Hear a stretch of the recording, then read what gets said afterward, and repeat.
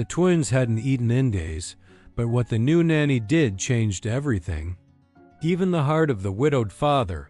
Before we begin today's story, let me know in the comments. Where are you watching from?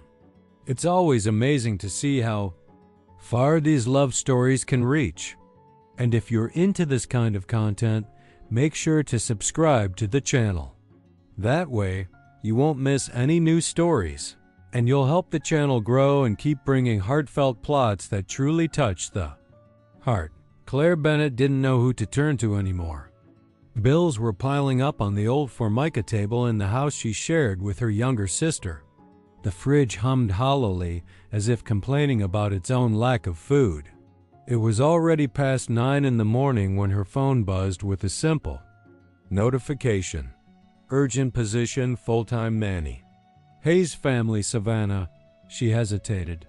She'd heard of the Hayeses, heirs to a fortune passed down through generations. They lived secluded in one of the city's historic mansions, its walls covered in thick ivy and iron gates that looked more like barriers between worlds. But she needed the job. More than that, she needed dignity. Hours later, Claire found herself standing before the imposing property. The agency's car dropped her off at the gate. A cold intercom answered her arrival, and soon the gates opened with a metallic hiss. The mansion was massive, 3 stories, white columns, mirrored windows. But there were no flowers in the garden, no bikes left lying on the lawn. Nothing that suggested 2 children lived there. When the door opened, Claire was met by a middle-aged woman with impeccable posture and a blank expression. She was dressed in black from head to toe. "Miss Bennett? Come in. Mr. Hayes is in a meeting." "Follow me," she said, without so much as a smile. The inside of the mansion was even colder. Expensive rugs, antique furniture, portraits of stern-faced ancestors with no names. There was no sound, no smell of food, no laughter. The silence was suffocating. Claire's eyes landed on the oak staircase. At the top, 2 little faces peeked out at her fearfully. Twins? Boys? A boy and a girl?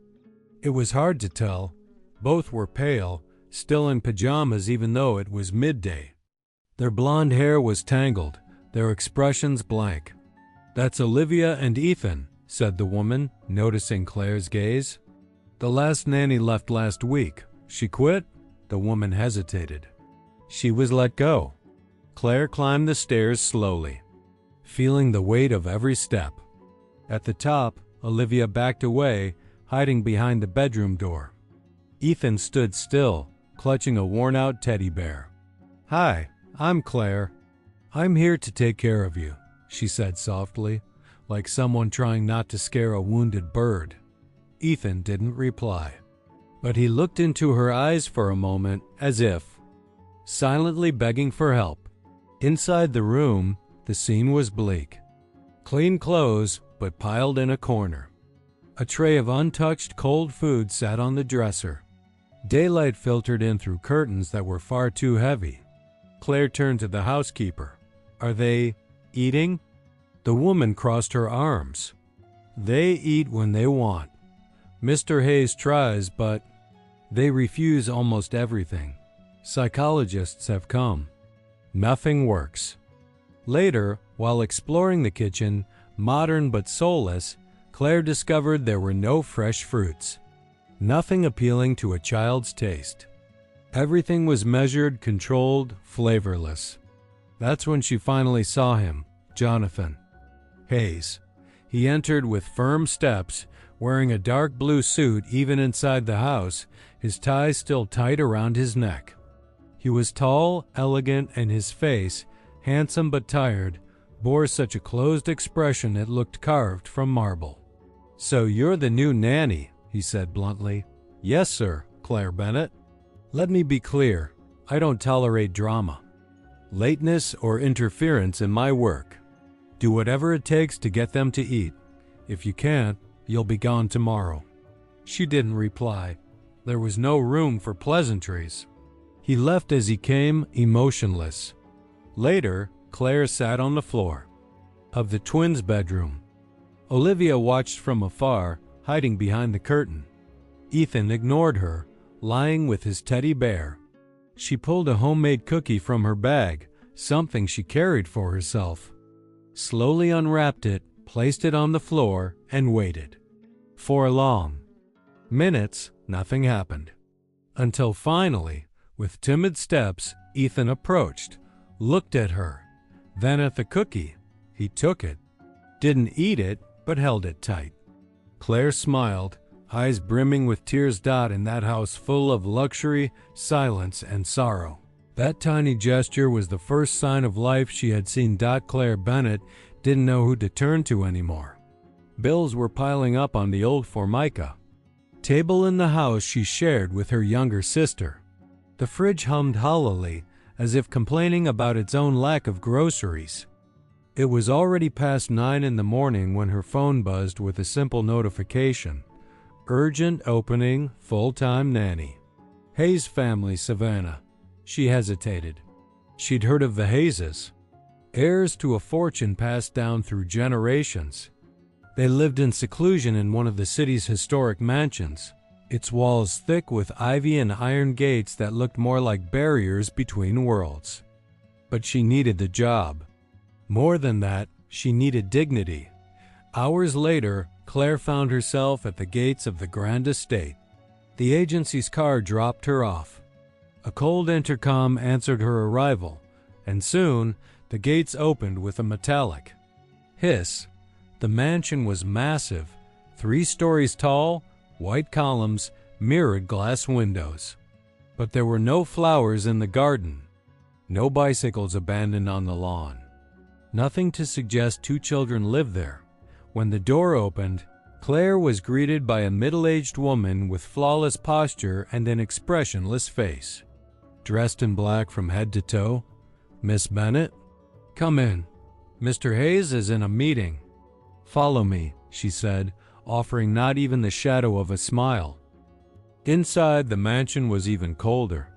Expensive rugs, period furniture, paintings of stern-faced, nameless ancestors. No sound. No smell of food. No laughter. The silence was stifling. Claire's eyes landed on the oak staircase.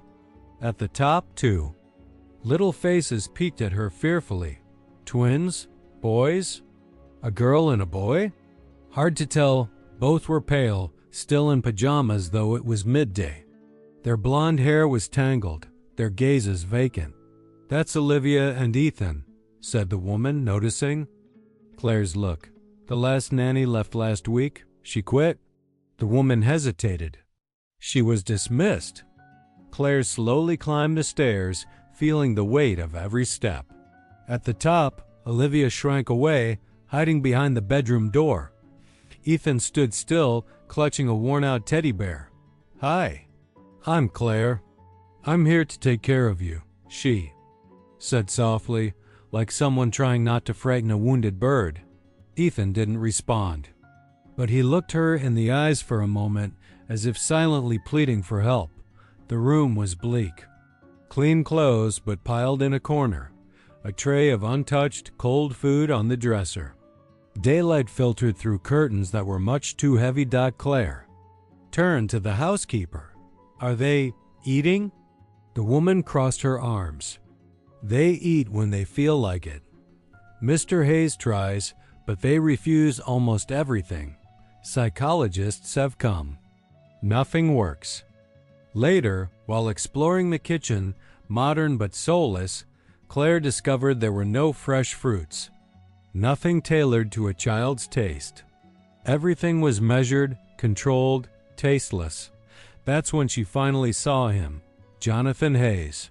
He walked in with firm steps, wearing a dark blue suit even at home, his tie still tightly knotted. He was tall, elegant, and his face handsome, but tired, held such a closed-off expression it looked carved from stone. "So, you're the new nanny," he said bluntly. "Yes, sir, Claire Bennett. Let me make something clear. I don't tolerate drama, lateness, or interference in my work. Do whatever it takes to get them to eat. If you can't, you're out tomorrow." She didn't respond. There was no room for niceties. He left as he came, emotionless. Later, Claire sat on the floor of the twins' bedroom. Olivia watched from afar, hiding behind the curtain. Ethan ignored her, lying down with his teddy bear. She pulled a handmade cookie from her bag, something she brought for herself, slowly unwrapped it, placed it on the floor, and waited. For long minutes, nothing happened until finally, with timid steps, Ethan approached. Looked at her, then at the cookie, took it. Didn't eat it, but held it tightly.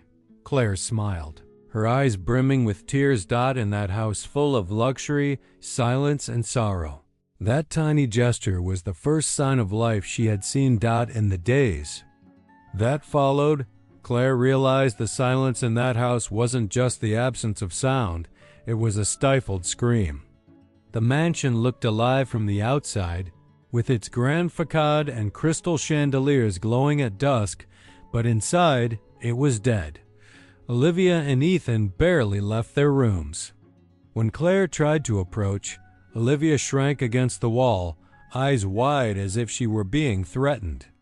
Ethan, in turn, just watched her silently, always clutching the same teddy bear to his chest, as if it were the last bit of safety left in his world. During the first breakfasts, the tray always came back full. Claire tried to be creative. Pancakes with smiley faces, colorful cereals, heart-shaped toast. Nothing worked. One morning, she found them sitting on the bedroom floor, side by side, eyes fixed on the closed window. The sky was gray. I made banana pancakes with honey. It's what my sister loved when she was your age, she said gently. Olivia wrapped her arms around her knees. Ethan said nothing. Claire knelt down. You don't have to talk, just come sit with me in the kitchen. We can listen to music, okay? Neither of them moved. Downstairs, Jonathan Hayes was typing furiously on his laptop. The kitchen, once sterile, now smelled of freshly brewed coffee and food made with care. Claire walked softly through the room, carrying the still full tray. Looked up. They didn't eat? No. Have you tried offering dessert as a reward? It's not about dessert, Mr. Hayes, she replied with quiet firmness. It's about trust. He stared at her for a long moment, then returned to his computer. If you want to philosophize, find another house. We don't have time for that here. Later, while folding the children's clothes, Claire found something curious. A blue notebook hidden under Ethan's mattress. Inside, hand-drawn with childish strokes, was a picture of a woman with long hair and a wide smile. Beside her, two stick figures holding hands. In the background, a man, scribbled over as if erased again and again. Claire ran her fingers over the page, her heart clenched. That was their mother. That night, she decided to read them a story even if they didn't respond. She sat at the doorway and began to read. Her soft voice echoed down the empty hallway. Once upon a time, in a very big house, lived two siblings who had lost the star that once guided them. They didn't talk, didn't eat, didn't smile. Until one day, she paused, a faint creak. Olivia lay down closer to the door. Ethan let the teddy bear slip off the bed. Claire smiled silently. But it was the next morning that everything erupted. Jonathan entered the kitchen earlier than usual. He saw the dirty dishes in the sink, a spoon on the floor. Claire was finishing unpacking Ethan's lunchbox. You're feeding them outside of the schedule? Who authorized this? They woke up hungry. It was the first time they asked for something. I didn't think it was right to waste that moment. You work here. You don't make the decisions, he said, his voice sharp. These children need structure, not cheap emotion. Claire felt her breath hitch. They need someone to hear them, to see them. Not more control. He stepped forward, eyes cold.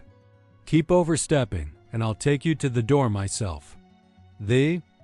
Silence that followed was slicing. But then, something happened. A soft sound at the top of the stairs. Olivia. She was standing there, holding a plate in her hands. And with effort, she spoke. She just wanted to help. It was the first time the little girl had spoken a word. Jonathan turned his face away, as if the sentence had struck him in the gut. Claire remained still, heart racing. He said nothing. He walked up the stairs without looking back. Claire picked up the girl's plate. Inside, she was trembling. But something, however fragile, had begun to shift. The atmosphere inside the mansion seemed to have changed since that morning. After Olivia's first word, the silence in the hallways no longer felt so suffocating.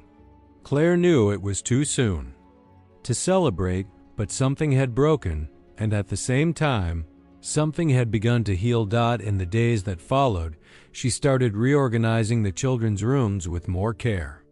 Little by little, she brought life back to what had once just been decoration. She placed children's books in cozy corners, added soft lights to the shelves, and even improvised a small reading nook by the window.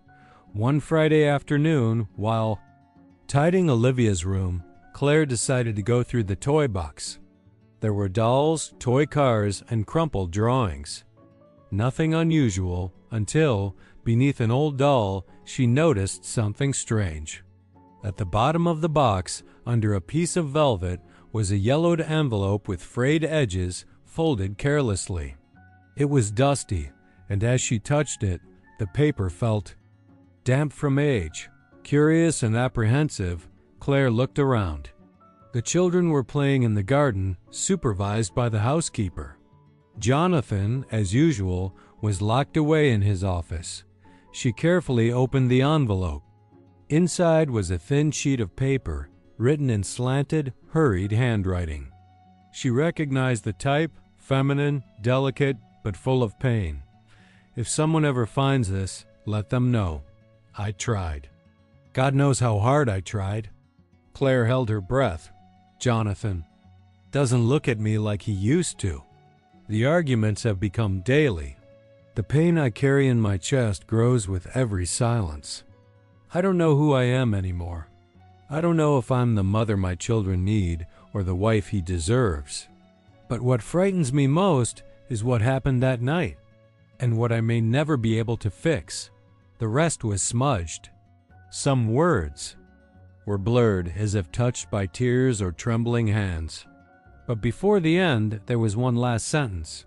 Forgive me, if I'm not strong enough. Claire froze. Her heart pounded like a drum, hands shaking. Was that a farewell note? She folded the letter again, as gently as she could. The paper felt heavier now. She left the room not knowing where to go, walking the hallway as if in search of air. She stopped in front of a portrait hanging on the wall. Jonathan's late wife, young, with eyes far too sad for such a bright smile. Outside in the garden, Olivia and Ethan were laughing softly. It was the first time Claire had seen them like that.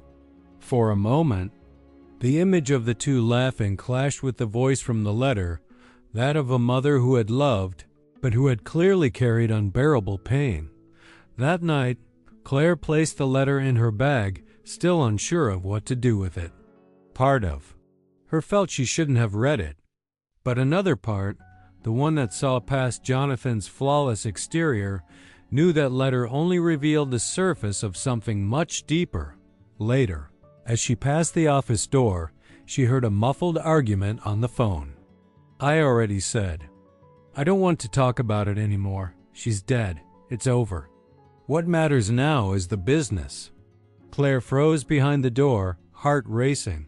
His voice wasn't cold. It was wounded. She returned to her room, sat on the bed, and looked once more at the envelope. Outside, the wind howled, rattling the windows. A heavy feeling grew in her chest, a near painful intuition. That woman's death wasn't just a tragedy. It was a secret, a trauma. Something everyone in that house pretended didn't exist, but it bled through the invisible hallways, and deep down, Claire knew that if she truly wanted to help those children, she would have to face that shadow 2 days after discovering the hidden note. Claire still felt the weight of Jonathan's late wife's words echoing through her. The pain inscribed in that letter seemed to still breathe through the mansion's walls. She hadn't found the courage to confront him. Not yet, but something in her had shifted. She was more alert, more protective of the children, more wary of him. That Saturday afternoon, the housekeeper appeared in the bedroom wing with a curt announcement. Mr. Hayes asked that the children be dressed for tonight's dinner. It's an important event with the company's partners. He wants both of them at the table, Claire frowned. They never attend these dinners. Ethan can barely handle noise, and Olivia. She still hides behind curtains when she hears loud laughter. The woman simply shrugged. Tonight is different. Orders are orders. Later, Claire helped Olivia into a delicate pale blue dress, light fabric with lace around the collar. The girl squirmed, uncomfortable. Ethan, wearing a white button-up shirt, stared at his reflection with glazed eyes as if trying to become a different child. "If you get tired, just look at me," Claire said, kneeling between them. "You don't have to pretend. Just stay. Together, and if anything bothers you, we'll deal with it." Olivia nodded slightly, though visibly anxious. At 7 p.m., the guests began to arrive. Luxury cars lined up at the mansion's entrance in a quiet parade of prestige. The main dining hall had been transformed, tall candles, crystal glasses, perfect plates arranged on a long, solid wood table. Everything sparkled, except the children's eyes. Jonathan entered the room as always, dark suit, tight tie, controlled expression. He walked over to Claire with firm steps. "You'll seat the children next to me. They need to appear stable, calm. Don't give them space for tantrums." Claire hesitated. "They're not ready for this." "Then make them ready," he snapped, before turning to greet one of the partners with a forced smile. "The future of this company depends on the image of my family." The table filled with sharp voices and restrained laughter. Dishes were served with precision, every utensil positioned like part of a choreography. Olivia and Ethan sat in silence, hands in their laps. Claire, seated farther away, watched everything with a sinking feeling in her stomach. When the platter of ribs with a strong sauce was set in front of Olivia, her eyes widened. The smell was heavy, overwhelming. She brought her hand to her mouth. Claire rose discreetly and whispered, "I can take her to her room, just for a few minutes." Jonathan raised his voice without looking at her. "No, she needs to learn." Olivia tried to be strong. She cut a small piece of meat and brought it to her mouth. Her eyes began to water. 3 seconds later, she choked. No, Claire stood, rushing to her, but it was too late. Olivia vomited onto her plate. A heavy silence fell over the living table. One of the business partners raised an eyebrow. His wife turned away, uncomfortable. Claire pulled the girl into her arms, holding her tightly. Ethan trembled beside them, frozen. "She's not well," Claire said firmly, gently stroking the girl's back. "I asked to take her away." "She shouldn't have been here, Jonathan." He stood up abruptly. "You were supposed to handle this. This kind of situation is exactly what I can't afford in front of investors," he declared loudly, unashamed. "Your only job here is to keep things under control, and you can't even manage that." Claire blinked, hurt. Her eyes filled with tears, but she didn't let them fall. She stood up with Olivia in her arms and looked at him. "They're children, not pawns in your corporate game. And if you can't see that, maybe I'm not the one who's failed." She left the room in silence, Ethan running after her. Hours later, back in the bedroom, Claire wiped Olivia's face with a damp cloth. Ethan lay beside his sister, holding her hand tightly. She stayed there, between them, in silence. But inside, Something burned.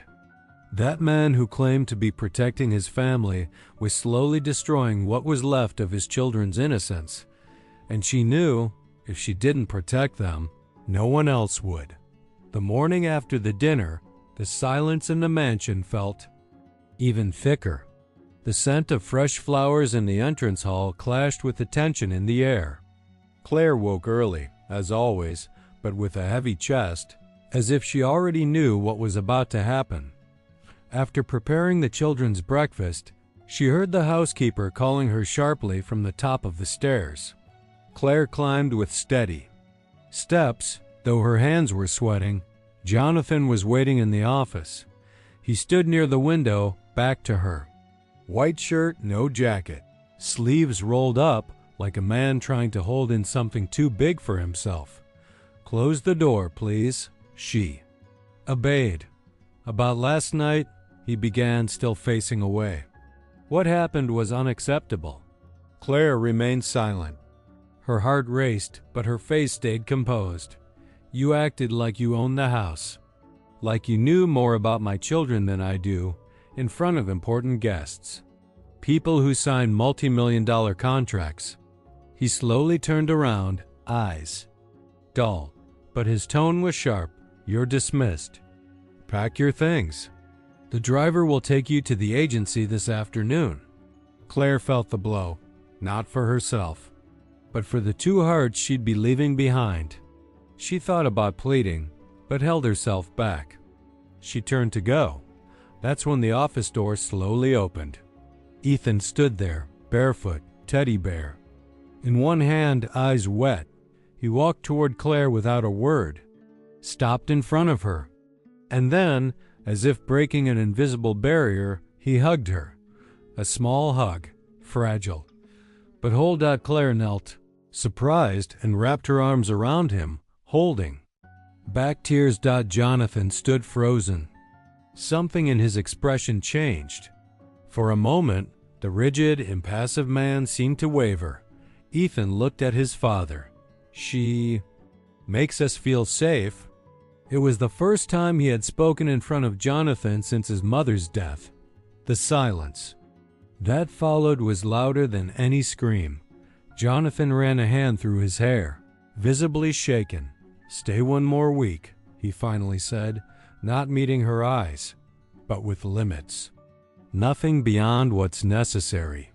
Claire nodded silently.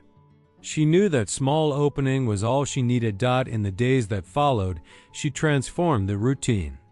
The kitchen, once a lifeless space used only by staff, became the new heart of the house. Claire taught Olivia how to crack eggs, helped Ethan choose spices. They got covered in flour, giggled quietly, and started eating without being told. She brought in an old radio and played soft music while cooking with them. At night, she read stories under the covers, doing different voices. For every character, the children began to regain color in their cheeks. Apathy gave way to shy smiles. Olivia drew little flowers and hearts. Ethan asked to sleep with the nightlight on instead of the door wide open, a sign of trust. Jonathan watched everything from a distance. He rarely interacted, but one evening, passing by the kitchen and hearing the soft laughter from inside, he stopped for a moment, leaned against the doorway and saw, in the dim light, Claire slowly dancing with Olivia in her arms while Ethan clapped awkwardly along. He said nothing, but for the first time in a long time, he didn't stop at either. It was a gray, muggy morning when the black car stopped in front of the mansion. Claire, preparing waffles for the children in the kitchen, noticed the movement. Through the window, the housekeeper suddenly appeared, visibly tense. "Don't let the children come downstairs. An unexpected visitor has arrived." Claire frowned. She grabbed a cloth and quickly wiped her hands before quietly going upstairs to check if Olivia and Ethan were in their room. The two of them were playing with a cardboard box, creating castles with colored markers. "Stay here, okay?" "I'll be right back," she said softly, closing the door gently behind her. She descended to the middle of the staircase and stopped when she heard the voice. A loud, merciless voice echoing through the house in a tone of accusation. "You really think you can keep my daughter's children locked behind these walls like part of your trophy collection?" Claire hid behind a wide marble pillar in the corridor. The sound was coming from Jonathan's office, where the door stood slightly ajar.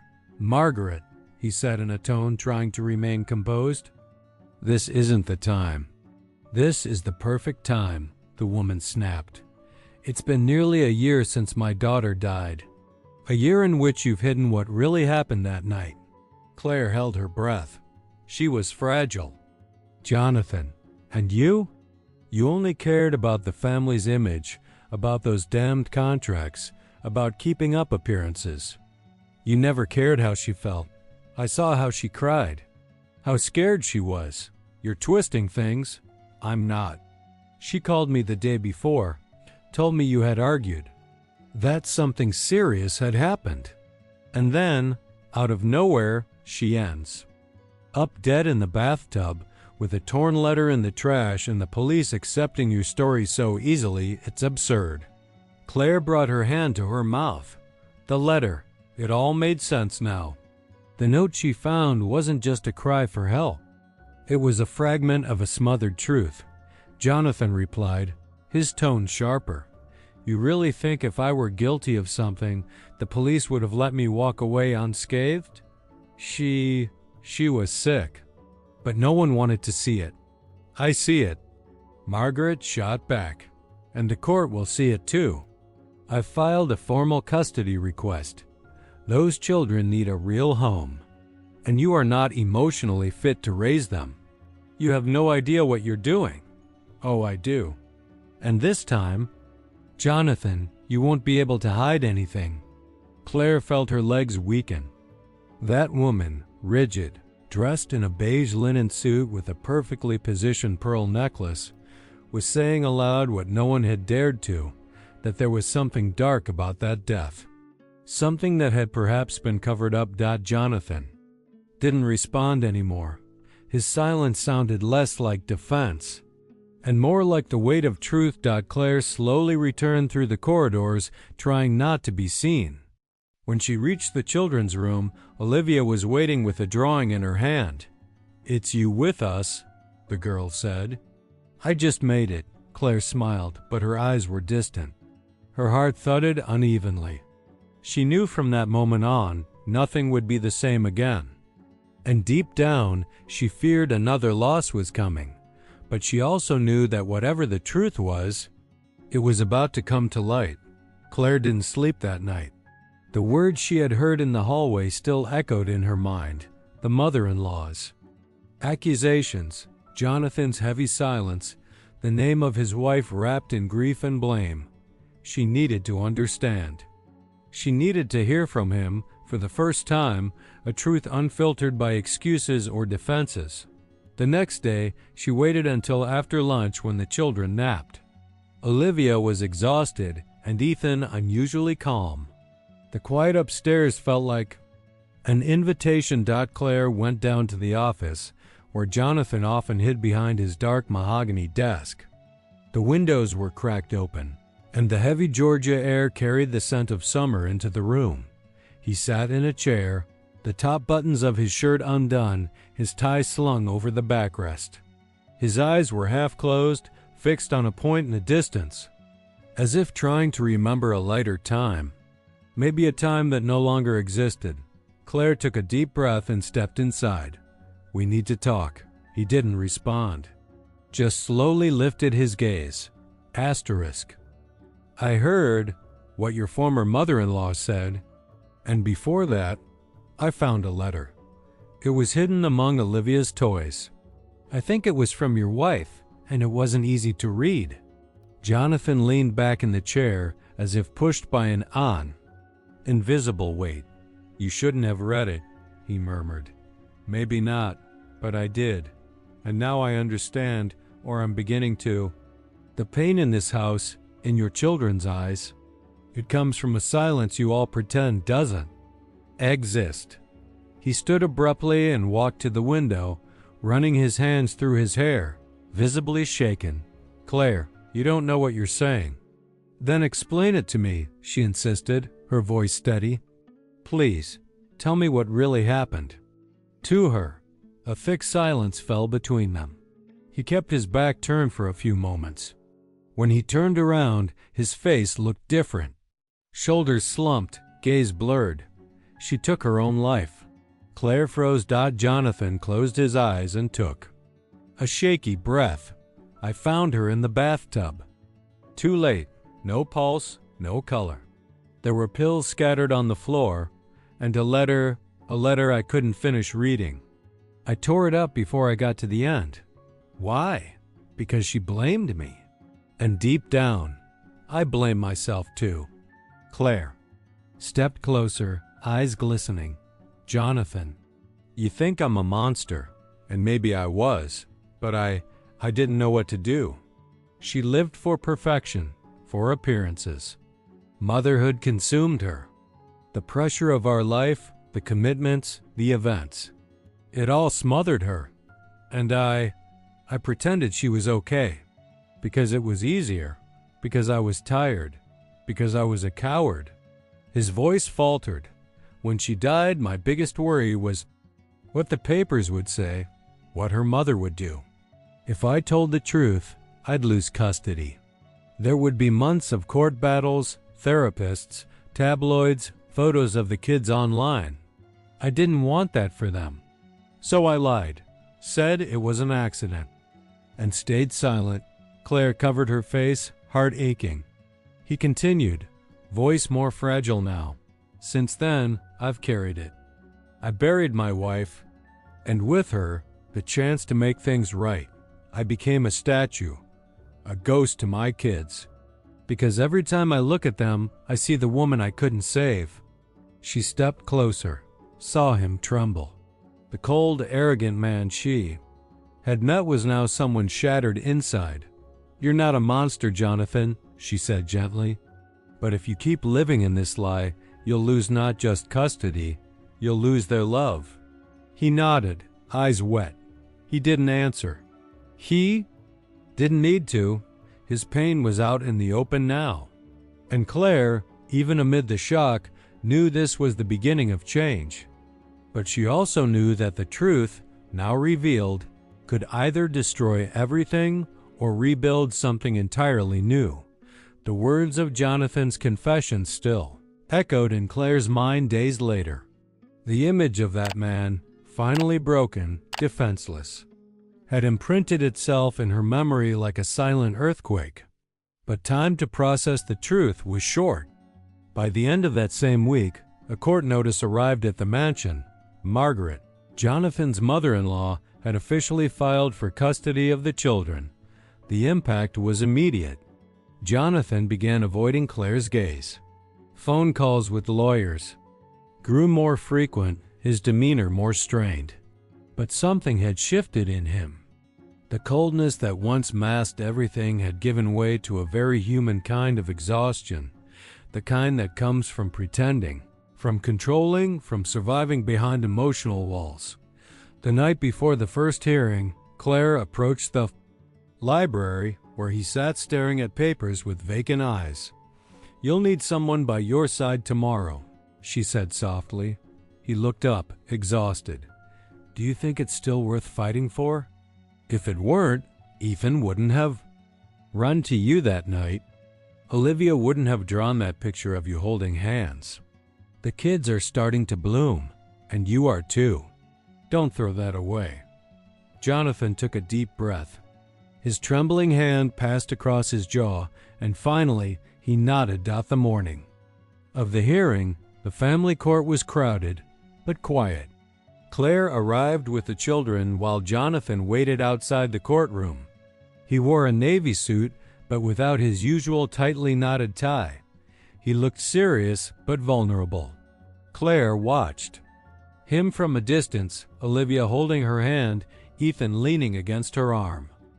Margaret, in a pristine beige dress, pearl necklace, and understated makeup, walked across the hall like she was heading to a funeral, not a custody battle. When she passed Claire, she muttered under her breath, "I hope you know what you're doing, miss. This isn't a fairy tale." Claire didn't reply. Truth didn't need to be defended with venom. Inside the courtroom, the judge, a stern-looking middle-aged man, listened to opening statements from Margaret's attorney, who spoke of emotional neglect, a history of psychological instability, and a death shrouded in unanswered questions. Jonathan remained silent as it all was said, his gaze fixed on the floor, until he was called Mr. Hayes. "Would you like to say something before we proceed with testimonies?" He stood. His voice was steady, but rough. "My wife suffered from depression. I lied about that. I hid the truth to protect my children from a scandal. I regret it every day. But if there's one thing I never stopped doing, it's loving them. I was afraid, and I made mistakes, but I'm their father. And I've been trying ... sincerely ... to become a better man." A soft murmur ran through the room. Margaret shook her head in disapproval. The judge then called Claire to testify. She walked to the front with tear-filled eyes but firm posture. She wore a simple dark blue dress and held an old notebook in her hands. "I've been Olivia and Ethan's nanny for a few weeks. When I first entered that house, I found 2 children who barely ate, who didn't speak, and who lived hidden behind grief. Today, they smile, they sing, they help me cook. They fall asleep holding each other. The reason for that change isn't me. It's their father. He started listening. He started trying." She opened the notebook and showed the judge a child's drawing. "Olivia made this," Claire said, holding up the drawing, "the day before the hearing. It's them with their father." And she wrote at the bottom, "Now we have a home with a heart." Respectful silence filled the courtroom.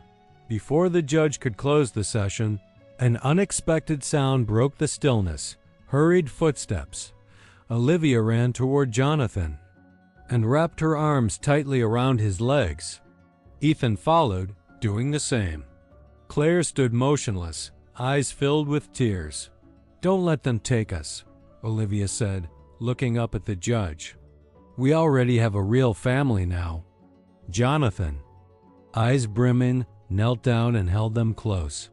The judge removed his glasses and wiped them. He paused for a long moment before speaking. "A final decision will be issued in the coming days, but for now, the children will remain with their father."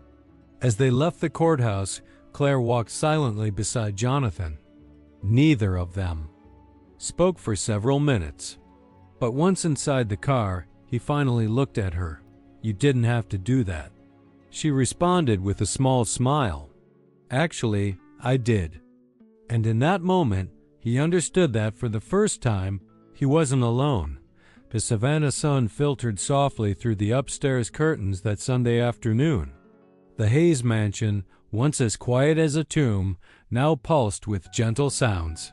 The tinkling of children's laughter, the smell of bread baking in the oven, the faint hum of instrumental music drifting from the kitchen. Jonathan, wearing a light shirt and barefoot, no longer armored by his usual formality, stood in the doorway, watching the scene before him. Ethan lying on the colorful rug, reading with Claire. Olivia resting her head on Claire's shoulder, her eyes drifting closed. He didn't say anything. He just stood there for a long moment, absorbing a portrait of peace he had once believed could never exist again. Later that night, after the children were in bed, he walked slowly down the stairs. Claire was outside in the garden, sitting in a wooden lounge chair with a light shawl over her shoulders. The sky was deep blue, fading into night. He approached, hesitant. "Can I sit?" She turned slightly, surprised by the gentleness in his tone. "Of course." Jonathan sat beside her but didn't speak right away. He took deep breaths, as if searching for courage somewhere within himself. "I've been thinking a lot. About everything that's happened." Claire watched him in silence. There was no need to rush. He continued, voice rough but honest. I built this house with everything money could buy, but there was no life in it. No soul, not until you came." She tried to hold back the emotion, turning her gaze to the garden lit by small yellow lights. "I'm nothing special, Jonathan. I just tried to hear what no one else was listening to." "But that's exactly what makes you special," he replied with an unexpected softness. "You saw my kids, and you saw me when I didn't even know who I was anymore." Claire stayed silent. His words were heavy, but honest. No manipulation, no pretense. "I'm not here to convince you of anything," he said then, turning to face her. "I just want to ask you one thing. Not as a boss, not as a desperate father, but as a man." Trying to rebuild himself, she looked at him, eyes brimming. He took a deep breath. "Stay, for them. For us. I want to try, for real." Claire felt time pause for a moment. There were no empty promises, no premature declarations of love, just an invitation, a human gesture. A request, stripped of pride. She took a few seconds before answering. "I was never here just for the job, Jonathan. And even if I leave one day, part of me has already stayed." He nodded slowly, eyes locked on hers. For the first time, there was no distance between them. It wasn't a kiss. It wasn't a declaration. It was the beginning of something that didn't yet have a name, but held everything that was real. Summer had finally arrived in Savannah, painting the countryside in golden hues, with a warm breeze that seemed to cradle life more gently. 3 months had passed since the final hearing. Margaret had accepted the court's decision with silent reluctance and left town. The Hayes mansion, once marked by cold walls and cautious steps, now echoed with soft voices, children's laughter, and the aroma of Sunday bread. But that Saturday afternoon, they weren't at the mansion. Jonathan had planned something simple. No protocols, no formalities, no schedule. He loaded a picnic basket into the back of the truck, along with a checkered blanket, fresh juices, toys, and a soft quilt. He asked no one for help. "It's just a picnic," he'd said, almost shyly when inviting Claire. "But I want it to be ours." And there they were, beneath the shade of a strong old tree by a calm lake. Olivia ran through wildflowers with a daisy crown on her head. Ethan, more introspective, was stacking stones into a tower beside his father, who helped patiently, smiling. Claire watched them with bare feet in the grass, sitting on the blanket. She wore a light sky blue dress, her hair pinned up simply. "Do you remember the Jonathan from before?" she asked, a smile tugging at the corner of her lips. He turned, grabbing an apple from the basket. "I do, and I'm ashamed of him." She chuckled softly. "He was terrifying, rigid, inaccessible, and lonely," he added. "I thought I could control everything, even love." Claire looked into his eyes. The coldness was gone. What stood before her now wasn't the executive, the widower, or the heir. It was just a man. "Today you listen," she said gently. "And that changes everything." Jonathan nodded slowly, then crouched beside Ethan, helping him balance another small stone on the tower. The boy smiled proudly. Later, with the blanket scattered with cookie crumbs and empty plastic cups, Olivia ran over, breathless and sweaty, her eyes sparkling with joy. "Daddy, look! I found a ladybug." He crouched down, examining the tiny creature in his daughter's palm like it was treasure. "She's beautiful, just like you." From a distance, Claire held back tears. The man who once yelled out of fear of fragility now knelt before it. As the afternoon faded, with the sky glowing orange and the sound of cicadas humming in the background, Jonathan gently took Claire's hand. They walked side by side to the edge of the lake. "I don't know what the future holds, Claire. I still feel broken sometimes. I still carry guilt." She squeezed his hand. "Guilt doesn't have to be your home. Just a place you pass through. He smiled at her. I just want you to know I'm trying. And I'll keep trying. Not because I need to seem strong, but because now I want to be here. With them. With you. She rested her head on his shoulder, and for a while, neither of them said a word. The silence at last was a place of peace. On that simple afternoon, far from courtrooms, the mansion and social pressure, a new family was being born. Not through blood or contracts, but through daily choice. Jonathan had finally learned that love can't be commanded. Love is built with presence, with truth, with humility to fail and courage to stay.